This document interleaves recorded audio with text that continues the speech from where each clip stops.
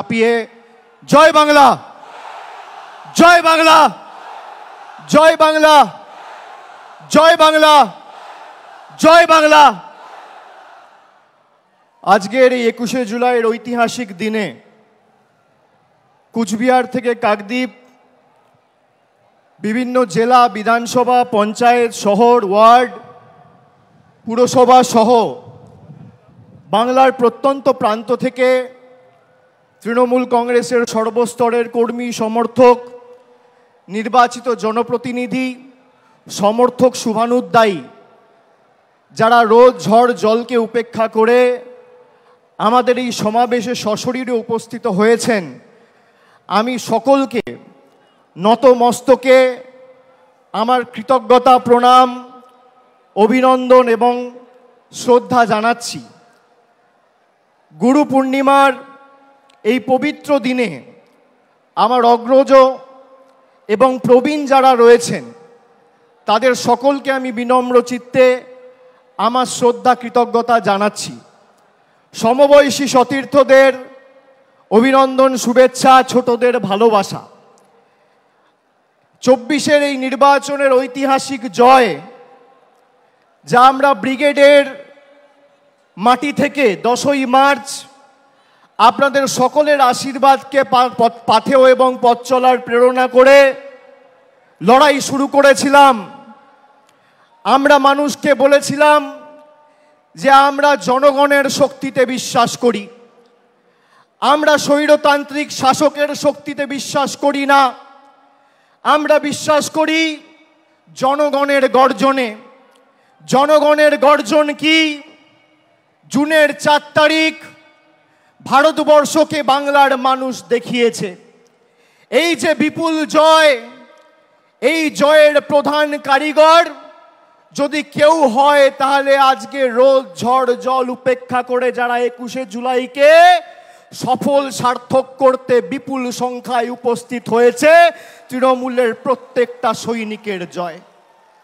এই জয় আপনাদের চরণে এবং আমাদের নেত্রীর চরণে আমরা সকলে সমবেত হয়ে এই সভা মঞ্চে যারা রয়েছি তারা সমর্পণ করছি। আপনাদের সকলের পায়ে হাত দিয়ে আমি প্রণাম করছি। গত বছর 21শে জুলাইয়ে বলেছিলাম যে মানুষের শক্তি কি আমরা দেখাবো। আমরা 24-এর 21শে জুলাইয়ে বিজেপিকে ধুয়ে মুছে বাংলা থেকে সাফ করে দেখিয়েছি। আগামী দিনেও আমাদের প্রস্তুত থাকতে হবে। এই বিপুল জয় বাংলার মানুষের আশীর্বাদ, ভালোবাসা, সমর্থনকে আমাদের হৃদয়ের মণিকোঠাতে রেখে আমাদের আরো বিনম্র, বিনয়ী হতে হবে। আত্মতুষ্টির কোনো জায়গা নেই। বিজেপি এই ধর্মতলায় 2015 সালে সিদ্ধার্থনাথ সিং, অমিত শাহ মিটিং করে বলেছিল ভাগ মমতা ভাগ, ভাগ তৃণমূল ভাগ। আজকে বিজেপি নামক রাজনৈতিক দলটাকে বাংলার প্রত্যেকটা প্রান্ত থেকে বাংলার মানুষ প্রত্যাখ্যান করে, ভাগিয়ে ঝেঁটিয়ে বিদায় করে ভারতবর্ষে প্রধানমন্ত্রী নরেন্দ্র মোদীকে উচিত শিক্ষা দিয়েছে। এবং এই জয়ের যারা মূল কারিগর, তৃণমূল কংগ্রেসের সমর্থকের সাথে সাথে সমস্ত দেশ জুড়ে, সমগ্র দেশ জুড়ে এক মমতা বন্দ্যোপাধ্যায়, 2 অখিলেশ যাদব। আগামী 10 মিনিটের মধ্যে তারা দুজনেই আমাদের সভা মঞ্চে সশরীরে উপস্থিত হবে। আমি আপনাদের বলছি, আমি খালি আপনাদের বলেছিলাম বুক চিতিয়ে লড়ুন, বাকিটা আমরা লড়াইয়ের ময়দানে বুঝে নেব। বিজেপির নেতারা তৃণমূল কংগ্রেসের সাথে লড়াই না করতে পেরে মানুষকে লাঞ্ছিত, নিপীড়িত, বঞ্চিত, শোষিত, অত্যাচারিত, অবহেলিত করে গরিব মানুষের 100 দিনের টাকা বন্ধ করেছিল। তারা এমনকি এখনো পর্যন্ত 100 দিনের টাকা বন্ধ করে রেখেছে। গরিব মানুষের আবাস, মাথার উপর ছাদের টাকা বাংলার মানুষের বন্ধ করেছে। রাস্তার টাকা বন্ধ করেছে, জলের টাকা বন্ধ করেছে, মিড ডে মিলের টাকা বন্ধ করেছে। আর মানুষ উচিত শিক্ষা দিয়ে তাদের রাজনৈতিক ভবিষ্যৎ বন্ধ করেছে। মানুষকে যারা উচিত শিক্ষা দিতে চেয়েছিল, বাংলার জনগণ তাদের উচিত শিক্ষা দিয়েছে। বিজেপির নেতারা সভা সমিতি করে বিভিন্ন জায়গায় বলেছিল যে তৃণমূল কংগ্রেসের নেতাদের টাইট দেব। এদের কি করে টাইট দিতে হয় আমরা জানি। তারা ভুলে গেছিল ইডি আর সিবিআই এর হাতে যে স্ক্রুড্রাইভারটা আছে, তার থেকে মানুষের হাতে স্ক্রুড্রাইভার আর হাতুড়ির দম আর শক্তি অনেক বেশি। আজকে সারা ভারতবর্ষ জুড়ে যারা বলেছিল আব কি বার 400 পার, 240-এ থেমে গেছে। যারা বাংলায় বলেছিল ইসবার 200 পার, 70-এ তাদের অশ্বমেধের ঘোড়া বাংলার মানুষ আর তৃণমূল কংগ্রেসের সৈনিকেরা আটকে দিয়েছে। আরে বিজেপির কাছে সব আছে, ইডি আছে, সিবিআই আছে, সংবাদ মাধ্যম আছে, বিচার ব্যবস্থার একাংশ আছে, ইনকাম ট্যাক্স আছে, টাকা আছে, অর্থবল আছে, পেশি শক্তি আছে। তৃণমূলের কাছে জনতা জনার্দন আছে আর লক্ষ লক্ষ তৃণমূল কর্মী আছে।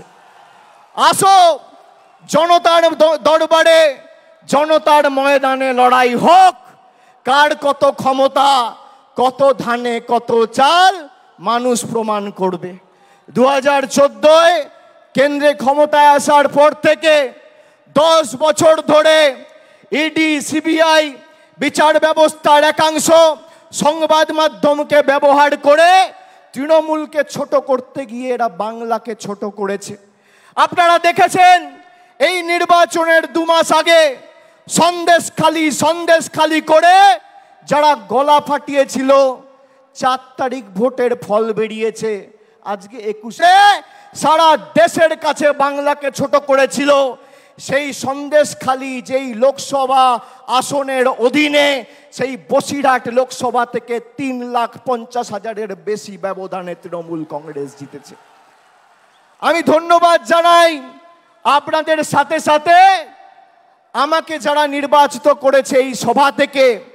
আমি ডায়মন্ড হারবারের প্রত্যেক মা বোন ভাইদের, যারা বাংলার মধ্যে সর্বোচ্চ ভোটে তৃণমূলের প্রার্থী মমতা বন্দ্যোপাধ্যায়ের প্রার্থী জোড়া ফুলের প্রার্থীকে জিতিয়ে নতুন অধ্যায় সৃষ্টি করেছে, যারা বলেছিল এবার তৃণমূল কংগ্রেস ডায়মন্ড হারবার থেকে 3 নম্বর হবে, তাদের বাড়া ভাতে ছাই দিয়ে আপনারা 7,10,900 ভোটে আমাকে ডায়মন্ড হারবার থেকে জিতিয়েছেন।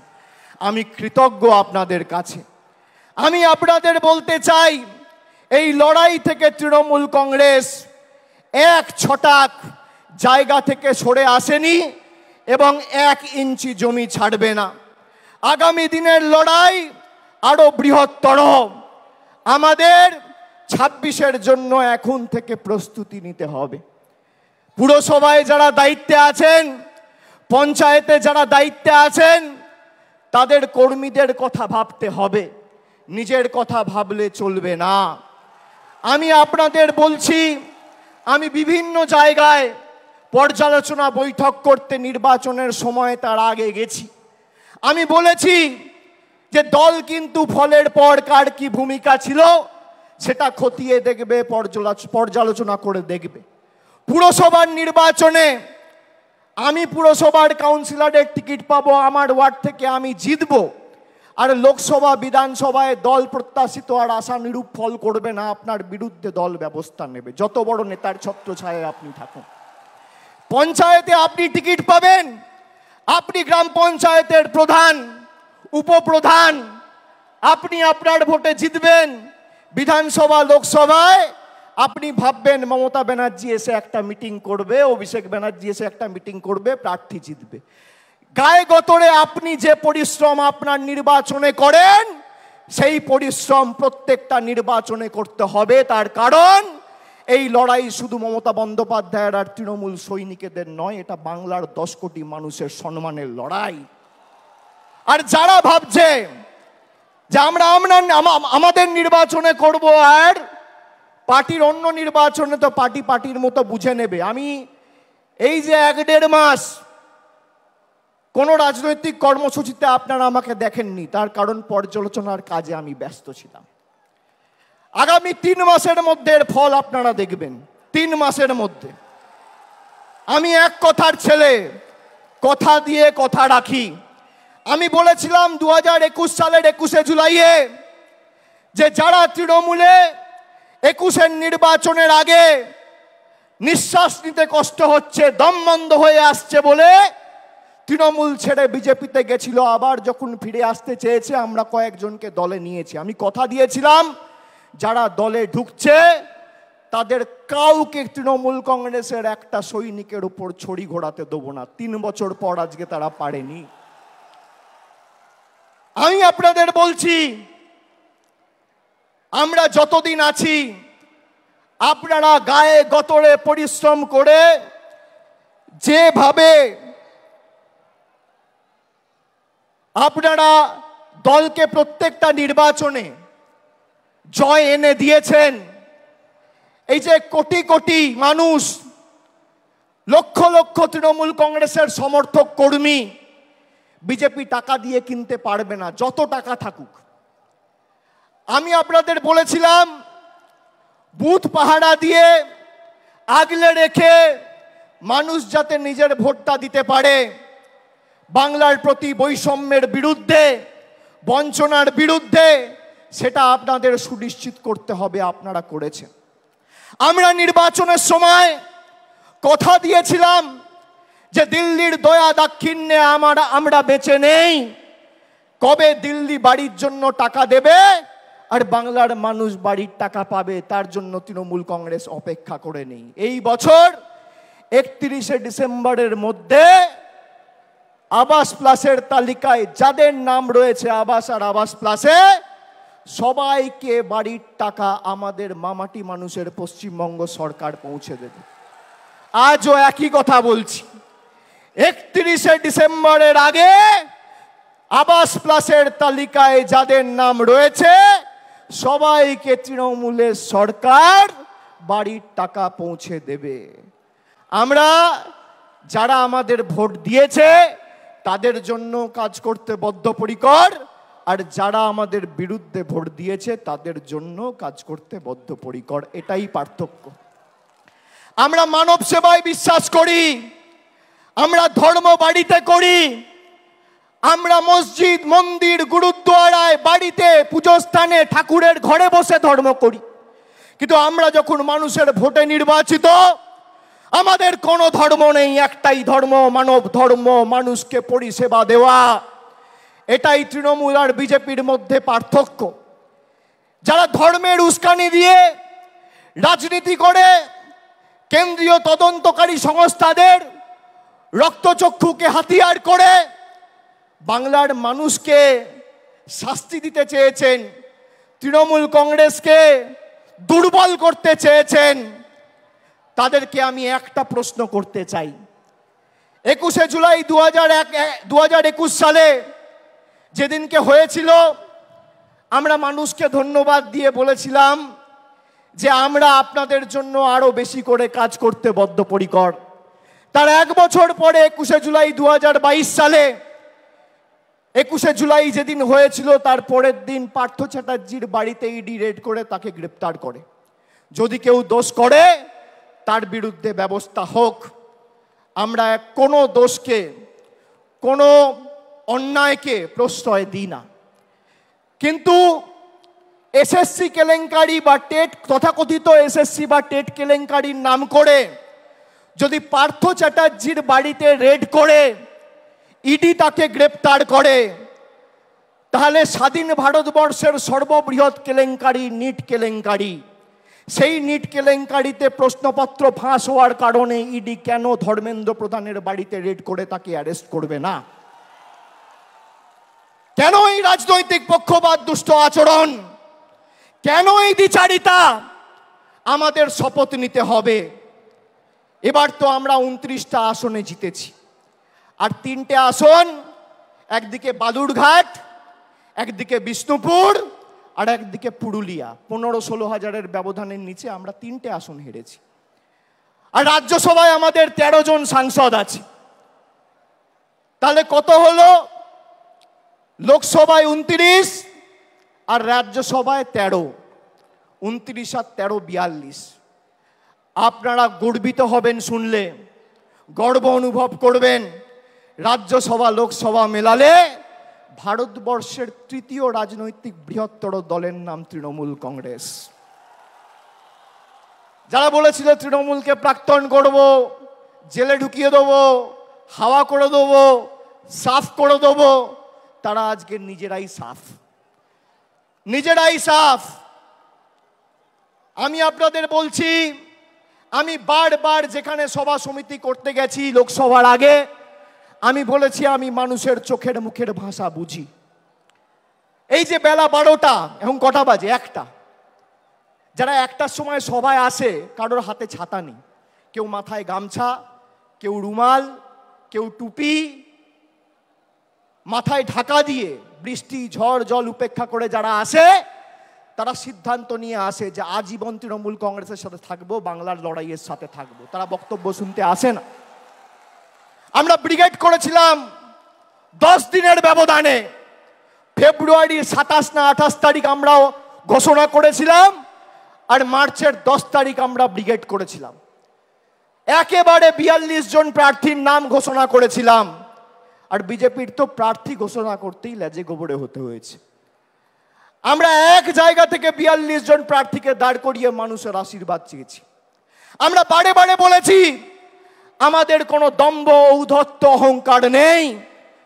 আমাকে যদি মাথা নত করতে হয়, আমি মানুষের কাছে করব, খেটে খাওয়া শ্রমিকের কাছে করব, ছাত্র যুবর কাছে করব, মায়েদের কাছে করব, বোনেদের কাছে করব, 10 কোটি বঙ্গবাসীর কাছে করব। আমি বিজেপির স্বৈরাচারীদের কাছে মাথা নত করব না। এত চেষ্টা করেছে আমাকে আমার বয়স্ক মা, বাবা, স্ত্রী, ছোট্ট পুত্র, কন্যা, সন্তান কাউকে ছাড়েনি হেনস্থা করতে। আমি বলেছি গলা কেটে দিলেও জয় বাংলা বলবো, গলা কেটে দিলেও তৃণমূল কংগ্রেস জিন্দাবাদ বলবো। আমরা অন্য ধাতুতে তৈরি। তৃণমূল কংগ্রেস বিশুদ্ধ লোহা। সেই লোহাকে যত পোড়াবে, যত তাতাবে, সেই লোহা তত বলিষ্ঠ, শক্তিশালী, তেজি হবে। প্রয়োজনে দেব মোরা 1 নদী রক্ত, হোক না পথের বাঁধা প্রস্তুর শক্ত। অবিরাম লড়াইয়ের চির সংঘর্ষে আজকে স্বৈরাচারীদের পাহাড় টলছে, জনতার সংগ্রাম চলছে। আমরা শপথ নিয়েছিলাম যারা বাংলাকে ভাতে মারার, পেটে মারার ষড়যন্ত্র করেছে, শরীরের শেষ রক্তবিন্দু পর্যন্ত তাদের উচিত শিক্ষা দিয়ে বাংলার মানুষের সমর্থনকে পাথেয় করে এই লড়াইয়ের শেষ দিকে ছাড়ব। আমরা কথা রাখতে পেরেছি। বাংলার মানুষের কাছে আমরা কৃতজ্ঞ, বাংলার মানুষের কাছে আমরা ঋণী। কিন্তু আগামীর লড়াই যদি আমরা ভেবে থাকি যে আগামীর লড়াইয়েও আমরা জিতব, তাহলে আত্মতুষ্টির কোনো জায়গা নেই। আমরা জিতব, কিন্তু এই জিত যেন 2016 থেকেও বড় হয়, 2021 থেকেও বড় হয়, 2024 থেকেও বড় হয়। এই আমাদের শপথ নিয়ে আজকে 21শে জুলাইয়ের মঞ্চ থেকে ফিরতে হবে। আমাদের নেত্রী আসবেন, মমতা বন্দ্যোপাধ্যায় বক্তব্য রাখবেন, তার কথা আমরা শুনব, মননে গ্রহণ করব, বাস্তবে রূপায়ণ করব। কিন্তু শৃঙ্খলা পরায়ণ আমাদের হতে হবে। আমি মনে করি তৃণমূলের কর্মীরাই তৃণমূলের শক্তি। যারা নতুন তৃণমূলে এসছেন তাদেরকে তৃণমূলের সংগ্রাম, নেত্রীর লড়াই, 21শে জুলাইয়ের ইতিহাস সম্পর্কে জানতে হবে। আর পুরনোরা যারা আছেন তাদেরকেও নতুনকে সাথে নিয়ে আগামী দিন দলকে আরো শক্তিশালী করার জন্য মাঠে নেমে লড়াই করতে হবে। সামঞ্জস্য রেখে করতে হবে। পুরনোদের অভিজ্ঞতা আর নতুনদের উৎসাহ উদ্দীপনা দুটোই তৃণমূলের একই বৃন্তে দুটো কুসুম। একই বৃন্তে দুটি কুসুম। হিন্দু মুসলমান একটি তার নয়নমণি, আর একটি তার প্রাণ। আমাদের নেত্রী তৃণমূল তৈরি করার সময় বলেছিল আমাদের কর্মীদের সংযত থাকতে হবে, অযথা কোন রকম কোনো বাগ বিতণ্ডায় জড়াবেন না। বিজেপিকে ভোট দিয়ে মানুষ জেতায়নি, মানুষ আপনাদের ভোট দিয়ে তৃণমূলকে জিতিয়েছে। তার কারণ আপনার গ্রামে, আপনার পাড়ায়, আপনার এলাকায় আপনার মুখের উপর সেই গরিব মানুষ বিশ্বাস করেছে, বিজেপির মুখের কর্মীদের উপর বিশ্বাস করেনি। আমাদের সংযত থাকতে হবে। সন্দেশখালী যেভাবে এই চিত্রনাট্যটা সাজিয়ে বাংলাকে ভারতবর্ষের মানুষের কাছে কলুষিত করতে চেয়েছিল, আপনারা দেখেছেন। সন্দেশখালী 2 নম্বর ব্লকের মণ্ডল সভাপতি গঙ্গাধর কয়াল বলেছে যে ভোটের দিন বিজেপির মদের খরচ প্রতি বুথে 5,000 টাকা। বাংলায় 80,000 বুথ, তাহলে একটা বুথে যদি মদের খরচ 5,000 টাকা হয়, 80,000 বুথে শুধু নির্বাচনের দিন বিজেপি মদ খাওয়ানোর জন্য খরচ করেছে 40 কোটি টাকা। 40 কোটি টাকা। আর মমতা বন্দ্যোপাধ্যায় 100 দিনের গরিব মানুষের টাকা, যা নরেন্দ্র মোদীর কেন্দ্রের সরকার বন্ধ করে রেখেছিল, 3,700 কোটি টাকা দিয়ে প্রায় 59 লক্ষ গরিব শ্রমিকের ব্যাংক অ্যাকাউন্টে সরাসরি টাকা পৌঁছে দিয়ে কথা রেখেছে। এটাই পার্থক্য। আমরা গরিব মানুষের বাড়িতে ভাত তুলে দেওয়ার জন্য তাদের পাশে দাঁড়াই, আর বিজেপি দাঙ্গা করে, সাম্প্রদায়িক বিভাজন করে মানুষকে মদ খাওয়ানোর জন্য 40 কোটি টাকা খরচা করে। আপনারা ভাবছেন 40 কোটি টাকার মদ কে খাবে? পাড়ায় গিয়ে, এলাকায় গিয়ে, গ্রামে গিয়ে দেখবেন ডান দিক, বাঁ দিক, সামনে পেছনে তাকালে আপনার এলাকায়, আপনার বুথে, আপনার গ্রামে, আপনার পাড়ায় কোনো ভদ্রলোক, সভ্য লোক বিজেপি করে না। সব মাতাল, মদ, দুর্নীতিগ্রস্ত, চোর, চিটিংবাজ, সব বিজেপি। সেই কারণেই তো মানুষ এদের বর্জন করেছে। আর জনগণের গর্জন কি? ওরা নরেন্দ্র মোদীর গর্জনে বিশ্বাস করেছিল, ওরা ইডির গর্জনে বিশ্বাস করেছিল, ওরা সিবিআইয়ের গর্জনে বিশ্বাস করেছিল, ওরা কেন্দ্রীয় বাহিনীর গর্জনে বিশ্বাস করেছিল, ওরা টাকার গর্জনে বিশ্বাস করেছিল, বিচার ব্যবস্থা, সংবাদ মাধ্যমের গর্জনে বিশ্বাস করেছিল। আমরা গরিব মানুষের গর্জনে বিশ্বাস করেছিলাম। জনগণের গর্জন কি আজকে ভারতীয় জনতা পার্টি বুঝে গেছে।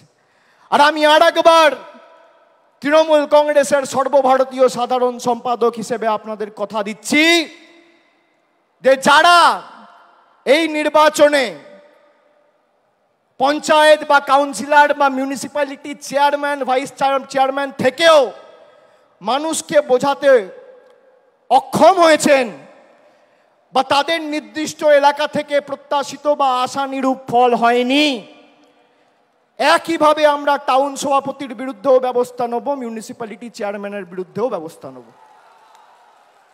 গ্রাম পঞ্চায়েতের ক্ষেত্রে প্রধানের বিরুদ্ধেও ব্যবস্থা হবে, অঞ্চল সভাপতির বিরুদ্ধেও ব্যবস্থা হবে। কাউকে রেয়াত করা হবে না। একটা কথা আপনাদের দিতে হবে, দেবেন? দেবেন? আমি যে কথাগুলো বললাম গ্রামে ফিরে 10 জনকে বলবেন? বলবেন? আর যেভাবে মাথা নত না করে লড়াই করেছেন, আগামী দিনও মমতা বন্দ্যোপাধ্যায় তৃণমূল কংগ্রেসের জন্য লড়বেন তো? বাংলার স্বার্থে লড়বেন তো? লড়বেন তো? লড়বেন তো? কথা দিচ্ছেন? দুহাত তুলে বলুন, কথা দিচ্ছেন? কথা দিচ্ছেন? কথা দিচ্ছেন? কথা দিচ্ছেন?